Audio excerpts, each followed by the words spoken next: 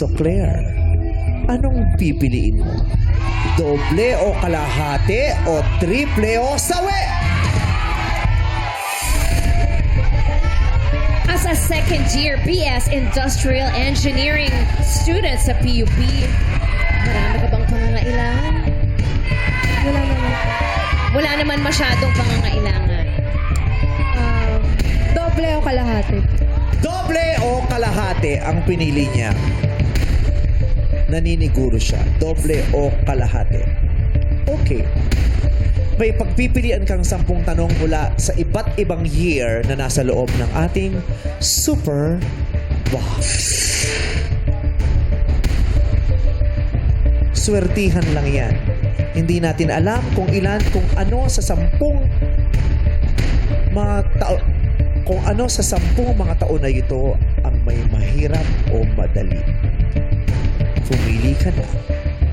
Bumunot ka na. Oh, sirain mo yung set. Ibabawas namin sa 40,000. Ayun. Thank you very much. Ang napili mo ay katanungan na may kinalaman sa taong 1972. Anong year ka pinanganak? 2005. Malayo-layo sa 1972. Pero malay mo naman. Claire, itinatag noong December 8, 1972 ang Philippine Government Agency na Pag-asa. Kumpletuhin ang ibig sabihin nito. Philippine blank Geophysical and Astronomical Services Administration. Ang ibig sabihin ng Pag-asa ay Philippine blank Geophysical and Astronomical Services Administration. For 80,000 pesos. Ano yung blank?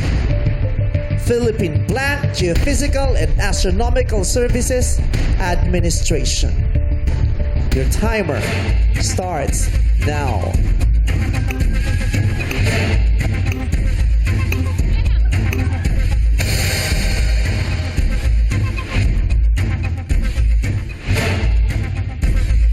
Bibigyan kita ng another chance. Last 3 seconds. Hula lang. Nakalampas yan. Okay. Kailangan bago matapos yan, masabi mo yung laman ng isip mo. Okay? Pag-asa. Philippine Blank Geophysical and Astronomical Services Administration. Ano yung pangalawang word? Okay. Go, Claire! Philippine Astrological. Philippine Astrological.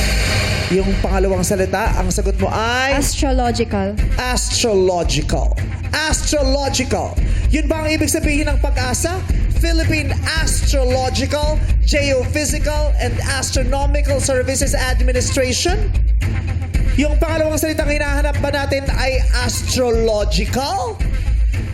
Kung tama ka, 80,000 pesos ang pera mo. Kung mali ka, ang 40,000 mo ay magiging 20,000 na lamang. Itinatag noong December 8, 1972 ang Philippine Government Agency ni Pag-asa. Nang ibig sabihin ay Philippine Blank Geophysical and Astronomical Services Administration. Ang sagot nyo ay astrological. Astrological is... wrong! Ang tamang sagot ay atmospheric. Atmospheric.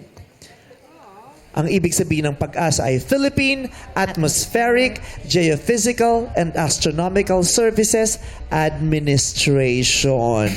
Mali ang sagot mo, kaya naman, dahil pinili mo ang doble o kalahati, mangangalahati ang pera mo kaninang 40,000. Kaya ang maiuwi mo na lang ay 20,000 pesos. malaki pa rin.